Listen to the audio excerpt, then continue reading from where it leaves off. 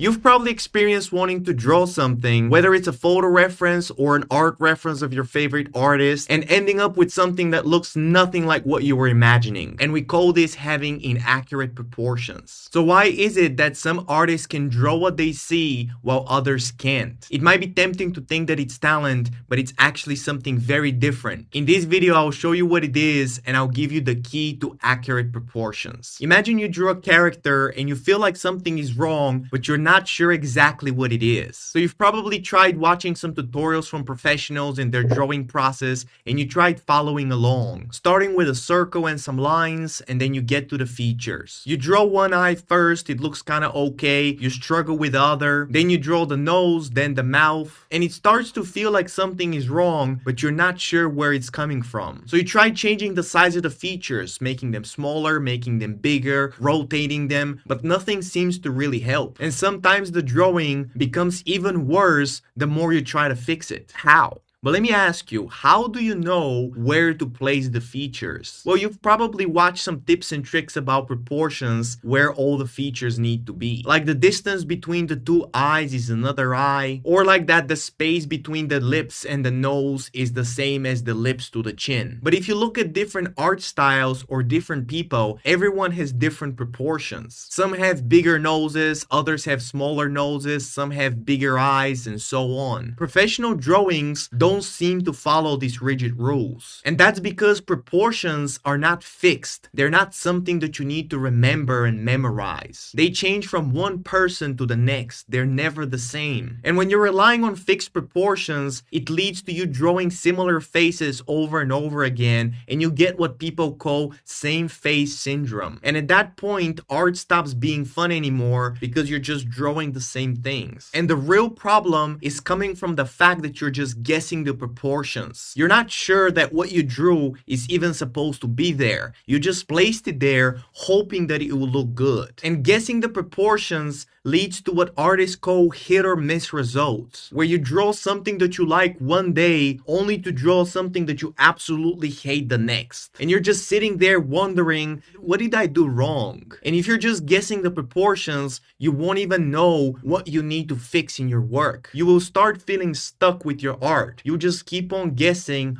hoping that something is going to improve. That's why so many artists draw for many years without seeing any improvement in their art. And the solution to all this is actually pretty simple. And that's to make sure that the proportions of your drawing are accurate before starting to draw all of the features. And that's called measuring. That's why the first step in the build-up method is not drawing the features directly, but drawing simple lines for the proportions of the features. But how do you know that the proportions of the features are actually accurate? Well, this is the reason why it's so important to be using a reference. Because it's only through measuring the proportions of the reference and comparing them to your own work through different measuring tools that you're able to draw accurate proportions. And starting with the proportional lines of the features and measuring them with the reference allows you to see exactly where your mistakes are coming from and fixing them. And once you've measured that the proportions are accurate, you can build the smaller details on top without worrying about the final result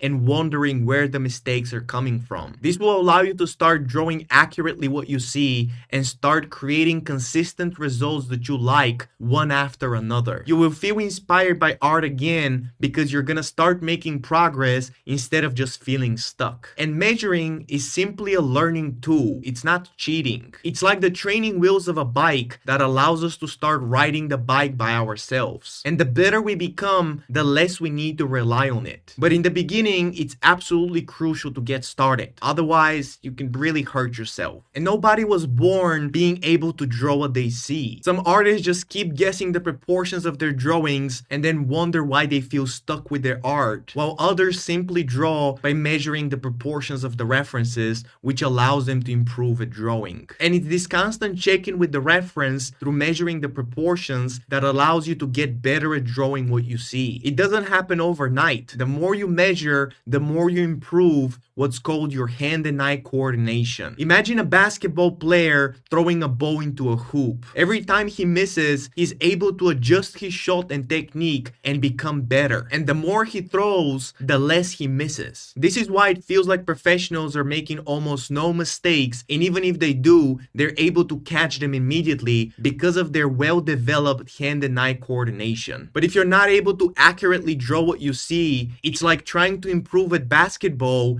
but throwing the ball blindfolded. You wouldn't know where the shots are going, so you never know what you need to improve. And not using references in the beginning is like not even having a basket. You're just throwing a ball randomly into the air, hoping that you're somehow going to improve at basketball. It's only through measurement that you improve at being able to draw what you see. And once you're able to draw accurately, you'd be able to start experimenting with the proportions and drawing stylized characters. If you look at the work of any professional, for example Sam Does Arts, who's famous for his unique art style, nowadays he's using references as more of an inspiration to create unique artworks. But if you simply just scroll his Instagram and look at his older work, you would see that he wasn't able to change the proportions of the references that he was using, and he was following them closely. And then as he developed his hand and eye coordination by drawing more accurately, he slowly started experimenting with the proportions. And his art style slowly emerged. He didn't find his art style. He slowly developed it by drawing from different references. Nobody starts out with having a unique art style. Scroll my own Instagram